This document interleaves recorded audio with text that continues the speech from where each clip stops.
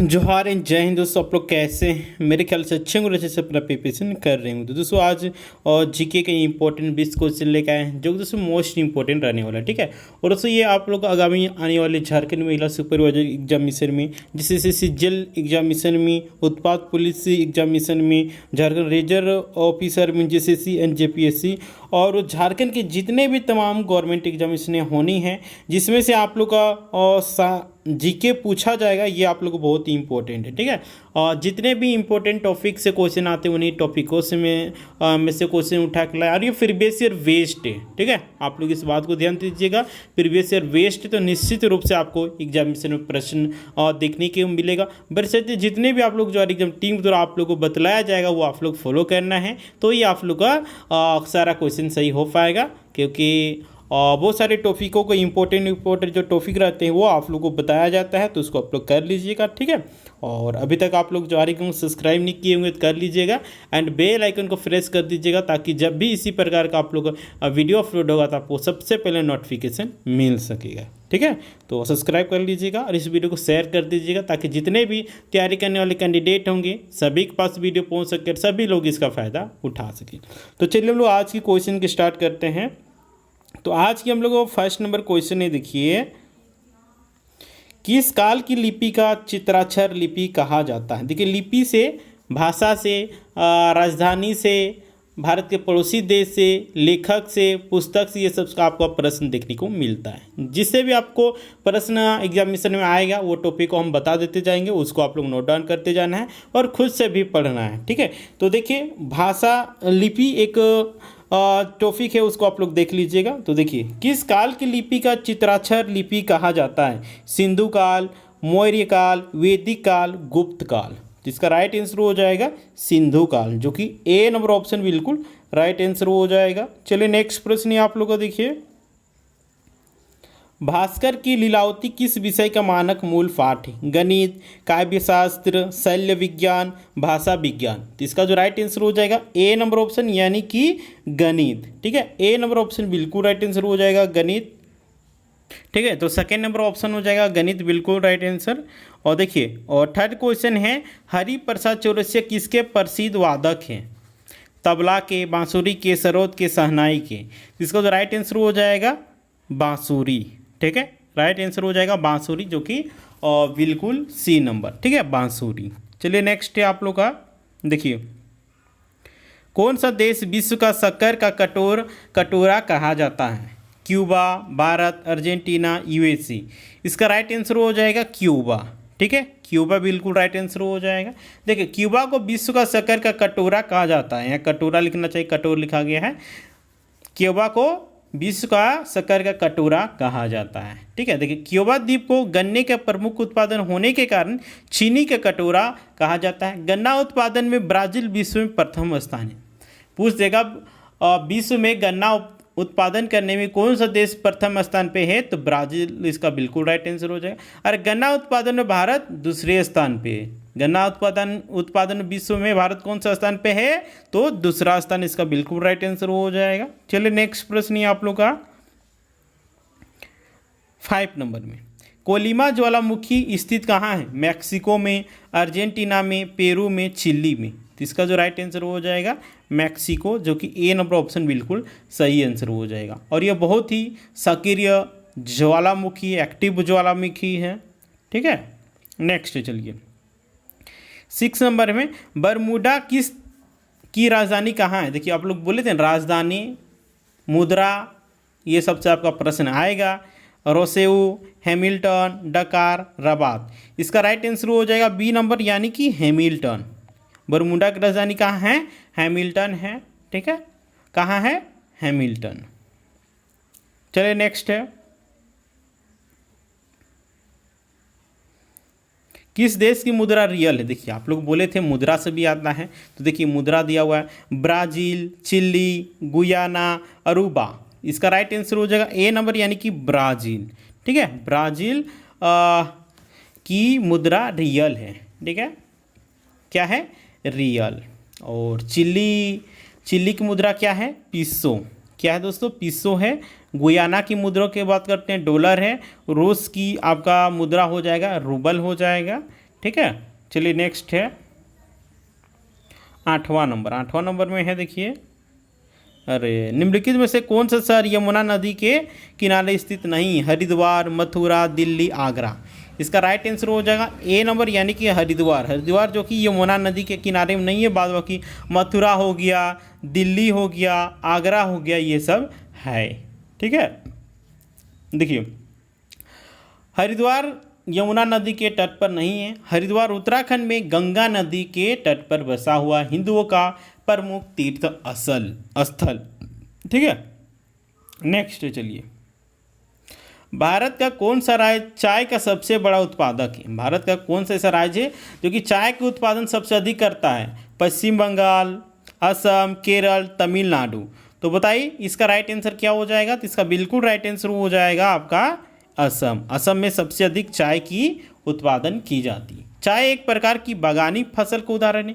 इसका उत्पादन उष्ण एवं उपोष्ण कटिबंधीय जलवायु और हिमरस एवं जीवाश्म युक्त लेटेराइट मिट्टी, सुगम जल निकासी व ढलुआ क्षेत्रों या पहाड़ों की ढालों पर किया जाता है। राइट, चलिए नेक्स्ट प्रश्न है।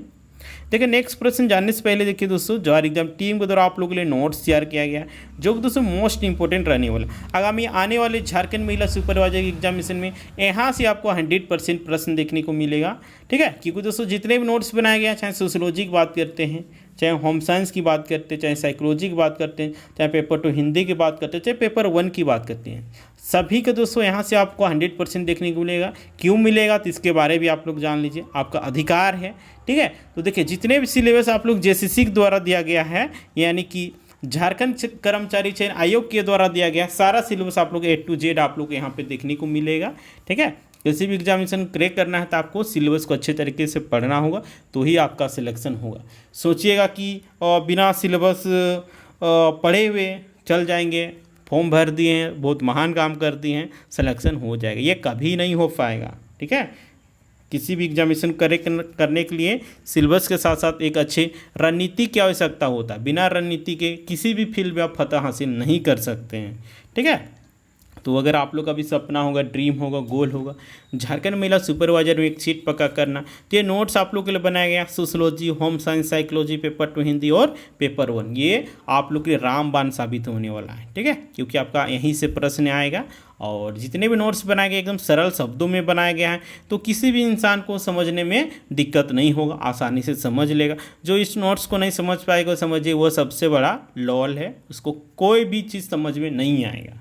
ठीक है, तो अगर आप लोग प्राप्त करना चाहते हैं, देखिए आप सभी को एक नंबर दिख रहा होगा 8789125229। ठीक है, इस नंबर पे आप लोग क्या करना है, 200 पेमेंट करना है। कितना करना है?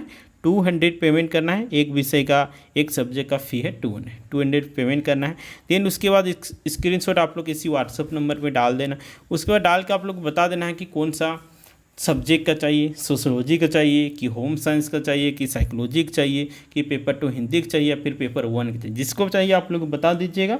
उसके बाद जवाहर एग्जाम टीम के द्वारा आप लोग को 2 मिनट के अंदर में आप लोग को नोट्स प्रोवाइड करवा दिया जाएगा।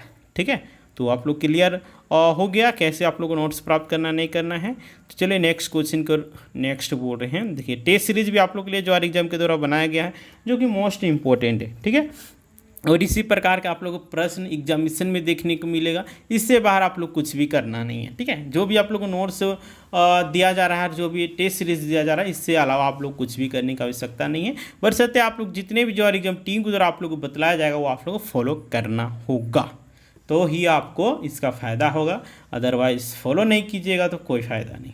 ठीक है, तो देखिए हम लोग के पास पेपर 1 हो गया, पेपर 2 हो गया। पेपर 2 में हिंदी, नागपुरी, खोटा इन सभी के लिए मिल जाएगा। पेपर 3 में देखिए sociology, home science, psychology in सभी के लिए मिल जाएगा। ठीक है, तो अगर आप लोग टेस्ट सीरीज ज्वाइन करना चाहते हैं, देखिए एक नंबर दिख रहा होगा 8789125229। इस नंबर पे आप लोग को 200 पेमेंट करना है। एक पेपर की फ़ी है 200। ठीक है, 200 पेमेंट करना है। देन उसके स्क्रीनशॉट आप लोग इसी व्हाट्सअप नंबर में डाल देना है। उसके डाल के आप लोग बता देना है कि कौन सा पेपर का चाहिए, पेपर 1 का चाहिए या फिर पेपर 2 और में खोटा है, नागपुरी है, हिंदी है, जिसका चाहिए आप लोग बता दीजिएगा, है ना। एंड या फिर पेपर 3 में चाहिए सोशियोलॉजी, होम साइंस या फिर साइकोलॉजी, जिसका चाहिए आप लोग बता दीजिए। उसको जवाहर एग्जाम टीम के द्वारा 2 मिनट के अंदर में आप लोग को मॉक टेस्ट के लिए आप लोग का ग्रुप में ऐड कर दिया जाएगा। उसके बाद आप लोग वहाँ से अपना टेस्ट दे सकते हैं और अपने आप को जांच सकते हैं कि आपका तैयारी किस लेवल का है, नहीं है, एग्जामिनेशन में किस प्रकार का प्रश्न आएगा, नहीं आएगा, इसका आप लोग का अंदाज़ा लग जाएगा। ठीक है, तो आप लोग क्लियर हो गया कैसे करना है नहीं करना है। तो चलिए नेक्स्ट प्रश्न की ओर देखिए। 10 नंबर में क्वेश्चन में है,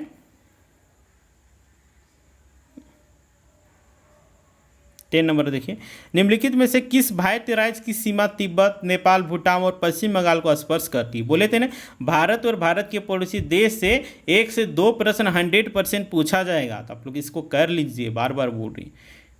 फिर से ध्यान से पढ़िए, निम्नलिखित में से किस भारतीय राज्य की सीमा तिब्बत, नेपाल, भूटान और पश्चिम बंगाल को स्पर्श करती है। असम, त्रिपुरा, मिजोरम, सिक्किम। तो इसका जो राइट आंसर आपका हो जाएगा सिक्किम। ठीक है, सिक्किम इसका बिल्कुल राइट आंसर हो जाएगा। सिक्किम जो है कि तिब्बत की सीमा साझा करता है, नेपाल से सीमा साझा करता है, भूटान के साथ सीमा साझा करता है और पश्चिम बंगाल के साथ। ठीक है, डी नंबर ऑप्शन बिल्कुल राइट आंसर हो जाएगा। चलिए नेक्स्ट है,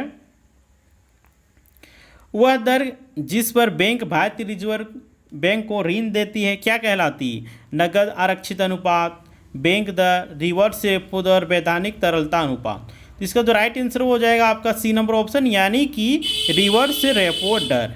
सी नंबर ऑप्शन बिल्कुल राइट आंसर हो जाएगा। ठीक है, देखिए, वह दर जिस पर बैंक भारतीय रिजर्व बैंक को ऋण देते हैं रिवर्स रेपो दर कहलाता है। बैंक दर जिस सामान्य ब्याज दर पर रिजर्व बैंक द्वारा वाणिज्यिक बैंकों को पैसा उधार दिया जाता है बैंक दर कहलाती है। और इकोनॉमिक्स से आपका 1 से 2% रहेगा, ज़्यादा नहीं रहेगा। चलिए नेक्स्ट है 12 नंबर में, आयात और निर्यात पर लगने वाला कर क्या कहलाता। आयात कर, व्यापार कर, सीमा शुल्क कर, उत्पाद शुल्क कर। इसका जो राइट आंसर हो जाएगा सी नंबर ऑप्शन, यानी कि सीमा शुल्क कर। सी नंबर ऑप्शन बिल्कुल सही आंसर हो जाएगा। चलिए नेक्स्ट प्रश्न है आपका 13 नंबर। 13 नंबर में देखिए आप लोग को दिया हुआ है, निम्नलिखित में से कौन सा उपन्यास प्रेमचंद्र ने लिखा है। त्यागपत्र, रंगभूमि, कामायनी, मेला आंचल। तो इसका जो राइट आंसर हो जाएगा आपका बी नंबर, यानी कि रंगभूमि। ठीक है, रंगभूमि उपन्यास मुंशी प्रेमचंद्र द्वारा लिखा गया है। इनकी और सारा रचना है, जैसे गोदान हो गया, गबन हो गया, कर भूमि हो गया, सेवा सदन हो गया, निर्मला हो गया, सब बहुत ही प्रसिद्ध उनका रचना है।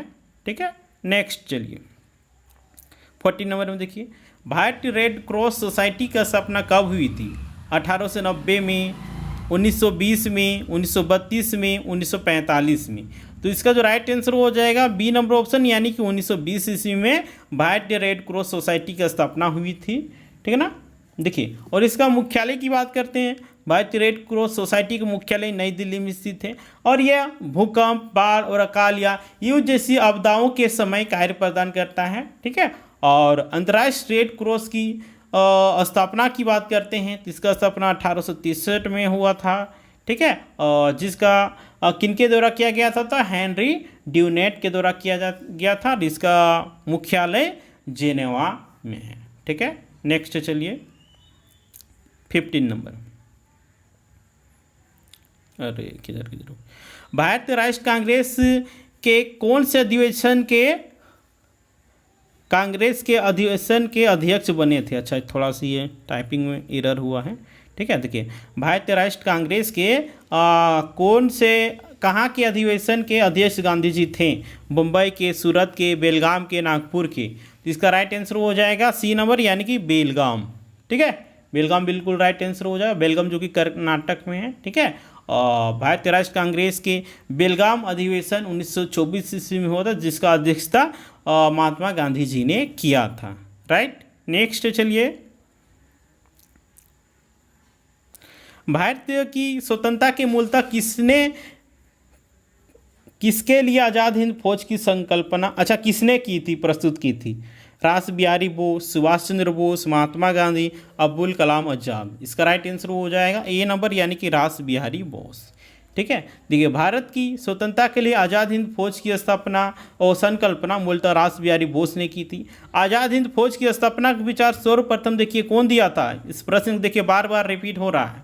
ठीक है। आज़ाद हिंद फौज की स्थापना का विचार सर्वप्रथम कैप्टन मोहन सिंह के मन में आया था। आज़ाद हिंद फौज की प्रथम डिवीजन की गठन की बात करते हैं तो इसका प्रथम डिवीजन 1942 ईस्वी में और कैप्टन मोहन सिंह के द्वारा सिंगापुर में किया गया था, लेकिन ये सफल नहीं हो पाया था।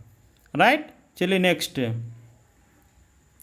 17 नंबर, निम्नलिखित में से किसने भारत पर सर्वप्रथम आक्रमण किया था? कौन किया था? अफगानों ने किया था, अरबों ने किया था, मंगोलों ने किया था, तुर्कों ने किया था, मुगलों होगा।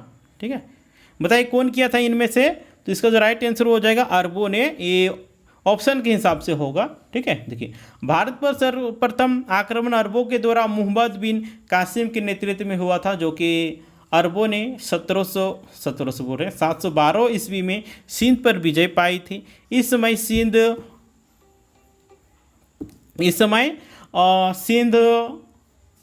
किधर गया?